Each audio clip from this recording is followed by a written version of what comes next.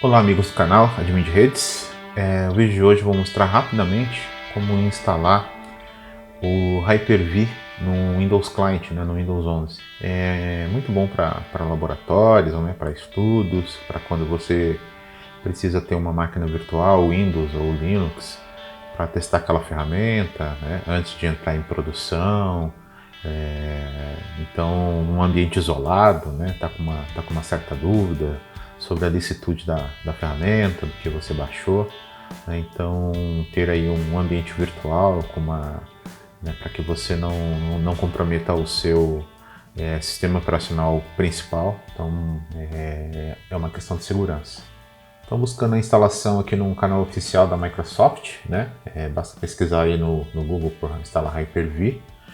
Vamos ter todos as orientações de como fazer isso da forma mais prática, mais rápida possível, tá?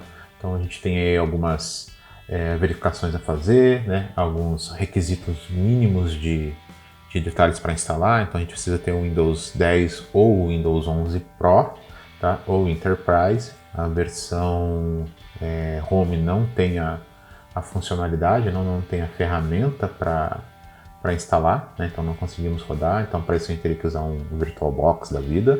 A forma de instalar, a gente tem duas formas. A gente pode instalar isso via texto, via um comando de PowerShell, ou até mesmo usando o DISM, no prompt de comando aí, ou o DOS, como o famoso prompt de DOS, como muitos conhecem, tá? São duas formas de instalar. Tanto via PowerShell quanto o prompt de comando vai buscar essas fontes online, e também a gente tem a opção de instalar isso via interface gráfica, tá? Então basta chamar os recursos opcionais do Windows ali, e selecionar a ferramenta Hyper-V. Para instalar via PowerShell, a gente já tem já temos o comando pronto. Então basta usar aqui o copiar, a ferramenta já traz o pronto. Então a gente precisa clicar em iniciar, abrir o terminal com direitos administrativos elevados, e aí o PowerShell no Windows 11 isso já é carregado automaticamente. Então basta colar, botão direito do mouse, ele vai colar, e então basta dar um Enter e instalar, tá? Não vou usar esse método nesse vídeo, tá? Via prompt de comando, usando o DISM também é a mesma coisa. Pode usar o mesmo terminal que em PowerShell, ele vai interpretar corretamente o comando e fazer a instalação. Tá? Eu vou usar a interface gráfica para fazer essa instalação. Então note que eu abri um pesquisar ali, digitei recursos, via executar também, a gente tem o comandinho aqui que é digitando o comando aí para chamar os recursos opcionais em inglês, tá bom? E aí basta clicar um OK, ele vai abrir a mesma janela. Então só estou mostrando as diversas formas aí de instalação. Bom, procurando o Hyper-V na árvore aí, note que nós temos duas ferramentas a ser selecionadas. Uma delas é a plataforma Hyper-V mesmo, e a outra é o gerenciador do Hyper-V. Então é um cliente que vai se conectar ao servidor do Hyper-V, através de uma máquina com um cliente. A gente consegue conectar em várias máquinas, em vários servidores que rodam a feature de Hyper-V, tá? O processo de instalação é relativo à sua máquina, se ele precisar ter um pouco de performance aí, ou até mesmo se ele precisar baixar algum pacote adicional da internet. Então tudo isso vai depender do estado atual da sua instalação, de como tá as atualizações do seu Windows, se ele está aí com todos os pacotes internos ou não. Bom, terminando, basta reiniciar o computador, tá? Nesse momento eu dou uma pausa no vídeo, para que seja mais rápido, tá bom? Já retornando. Ok, retornando na máquina, tá? Basta pesquisar aqui, digitar Hyper-V, que ele vai já buscar o gerenciador do Hyper-V, tá? Que é um software recém-instalado, então ele vai mostrar ali como primeira opção, tá? E este é o ambiente do Hyper-V, tá? Vamos lá centralizar e maximizar essa janela aqui, para que melhore a visualização. Tá? Então basicamente não tem muitas opções, né? Então não é nada complexo. Então a gente tem um primeiro menu inicial ali, né, de arquivo, ações, exibir janelas, tá? A janela central vai mostrar tudo o que está sendo executado no momento, tá? De acordo com o clique, ok? Como eu disse, a gente pode através desse gerenciador conectar em outros servidores Hyper-V para uma administração centralizada, tá? A gente tem aqui, como eu disse, os menus de primeiro plano aqui, ação, que vai trazer todas as opções de acordo com a nossa seleção, tá? Isso também está replicado aqui no menu lateral, tá bom? Ele vai ser um espelho, ok? E a gente tem algumas configurações que nós podemos fazer inicialmente, tá? Vou mostrar aqui para vocês algumas configurações prévias interessantes de ser feito, né? Ele já vem pronto para ser usado, então você já pode sair criando uma máquina virtual e utilizando, tá? Mas a depender aí do seu ambiente, do que você precisa, é necessário customizar algumas coisas do Hyper-V. Então a primeira coisa que nós podemos fazer é já deixar um local específico para que as máquinas virtuais sejam salvas. Então é de acordo aí com o seu espaço em disco, né, onde você pode armazenar essas máquinas virtuais. Você pode fazer o apontamento diretamente para esse diretório, tá bom? No processo de criação também vou mostrar, é possível customizar ainda mais esse caminho, tá? Colocando todos os arquivos dentro de uma pasta específica, deixando o ambiente um pouco mais organizado. Bom, outra configuração interessante e necessária são a do switch virtual, né? Então ele já vem com um switch padrão, tá? Esse switch ele vai fazer um processo de NAT. O que é isso? Ele vai entregar para as máquinas virtuais um endereço de rede interno, né? Interno do Hyper-V, diferente da sua rede local aí, né? Ele vai fazer um NAT, ele vai fazer uma tradução desse endereço e dar acesso à máquina. Então o Hyper-V ele vai funcionar como um roteador, né? E a sua máquina vai ter acesso à internet, né? E você vai conseguir fazer boa parte dos laboratórios aí que são necessários, né? Mas se você quer fazer aquele laboratório mais complexo, com, por exemplo, um firewall, né? Uma rede atrás desse firewall, então é preciso customizar esses switches e aumentar essas possibilidades, tá? Então, como estou mostrando aqui, ele faz um NAT, né?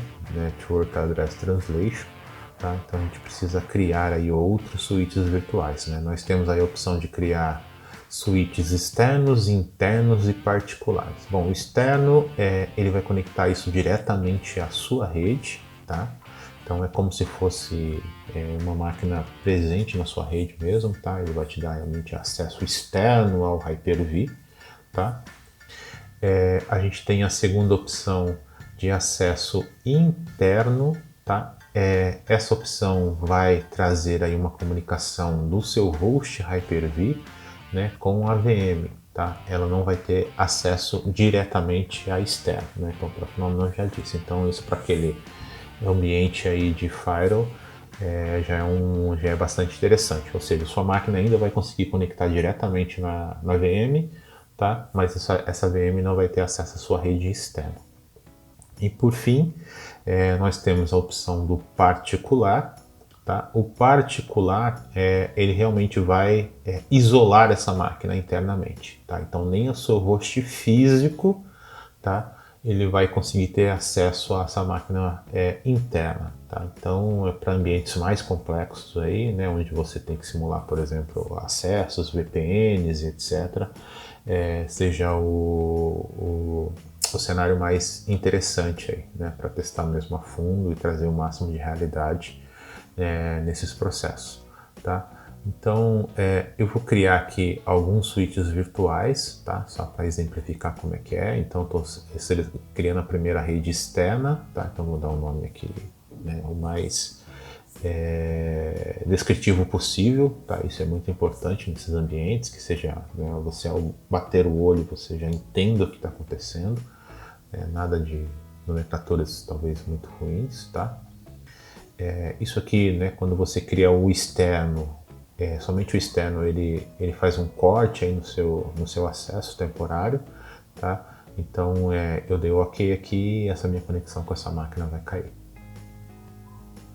Eu estou usando uma máquina remota para poder fazer essa demonstração para vocês. E tem um corte apenas momentâneo. Bom, retornou. Eu vou criar um outro switch, agora usando o particular aqui.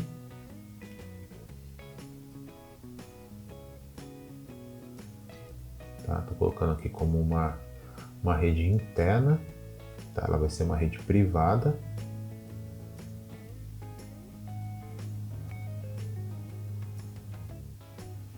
E nisso eu já tenho um cenário aqui onde eu posso criar um firewall, né, dando a ele um IP externo, tá bom? Provavelmente esse IP vai ser da sua rede interna aí, onde esse firewall consiga ter um roteamento para fora, tá? Eu já tenho aqui uma rede default, onde eu tenho essa comunicação da minha máquina física com uma VM interna que eu colocar, então em teoria não preciso de repente criar uma outra rede, a não ser que eu necessite de uma rede sem NAT, tá? E por fim eu tenho a minha rede interna isolando a VM. Então para criar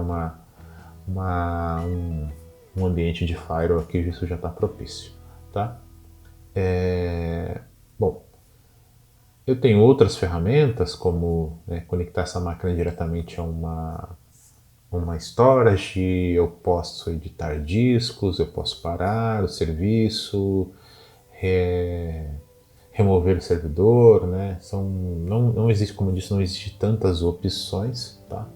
Mas as que estão aqui disponíveis já são suficientes para que seja possível administrar um ambiente. Vou criar uma máquina virtual.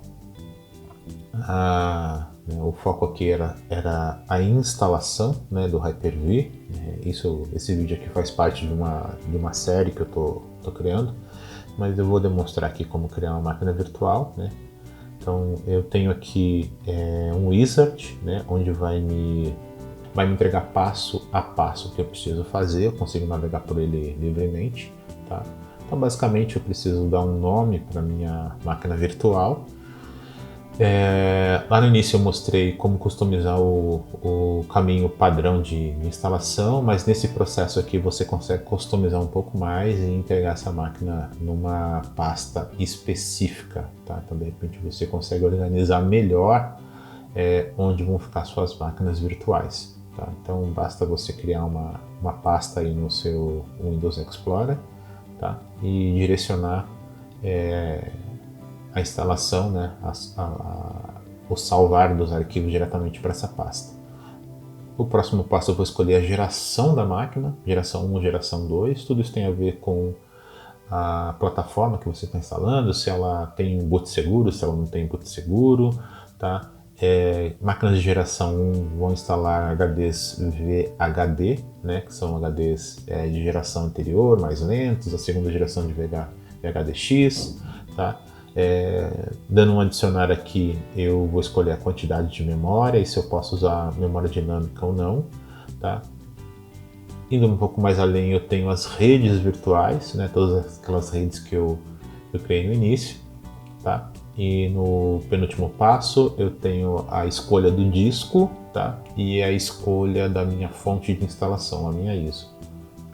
Bom, agora escolhendo a minha ISO de instalação, tá? Eu coloquei uma ISO aqui na rede, inclusive uma ISO até mais antiga, tá? Vai ser um Ubuntu, e vou finalizar essa instalação. Eu coloquei essa máquina para iniciar e vou conectar nela para demonstrar aqui o boot. Bom, eu estou usando uma ISO de Ubuntu, então eu preciso fazer uma pequena alteração aqui nas configurações para que o boot seja possível para essa ISO, tá? Assim, como eu não tenho às vezes muito script para criar esses vídeos, eu aproveito para mostrar mais algumas configurações que é possível fazer. Então a gente tem aqui uma configuração individual da máquina, tá? Onde a gente é como se fosse a BIOS da máquina, né? Onde a gente consegue customizar algumas coisas de boot, tá? Ativar ou desativar alguns recursos, e a gente vai conseguir controlar também discos, redes, né? Então a gente tem uma gama grande aqui de opções para customizar essa máquina, tá? Então eu preciso, para esse Ubuntu que eu coloquei aqui, tirar a inicialização segura, tá? Eu consigo aqui também trabalhar melhor a questão da performance da memória virtual, da memória dinâmica, tá? Então eu consigo colocar um mínimo de memória e o máximo da memória disponível, né? Posso alterar também a quantidade de números de processadores virtuais, então isso vai depender muito do seu processador, né? Um Core 7, 3 e 5, tá? Tem aqui as controladoras de disco, onde eu vou trabalhar com o VHDX e a ISO, tá? E tenho aqui a parte do meu switch virtual, né? Com mais algumas opções de trabalhar com tipo de pacote, trabalhar com VLAN, trabalhar até mesmo com Macs físicos ou não, tá? Então, nessa BIOS, né, da máquina virtual, eu tenho aqui uma série de configurações com a qual eu posso otimizar ou até mesmo customizar, né, a máquina virtual de acordo com o meu ambiente, né? Acho que não é o caso de nós entrarmos individualmente em cada uma dessas configurações, tá? Acho que a série aí pode estender e ser mais, ter um maior benefício falando individualmente sobre cada coisa. Então aqui neste vídeo a ideia era só realmente mostrar a instalação e mostrar que talvez aqui, como eu estou fazendo, a criação de uma primeira máquina virtual aí que te dá já uma mais opção aí de testar esses ambientes, tá? Fiz questão de usar um Linux, né, para que seja possível você baixar da internet aí uma ISO e já sair testando, tá bom? Bom, espero que esse vídeo tenha sido benéfico para você, que você possa aproveitar e isso possa melhorar o seu ambiente aí de testes, de estudo. Tá? Não esquece de seguir o canal da Time de Redes, né, aqui no YouTube, nas redes sociais, né? A minha tentativa é que esses vídeos eles sejam mais frequentes agora a partir desse momento, tá bom? Um grande abraço para você, fique com Deus todos aí.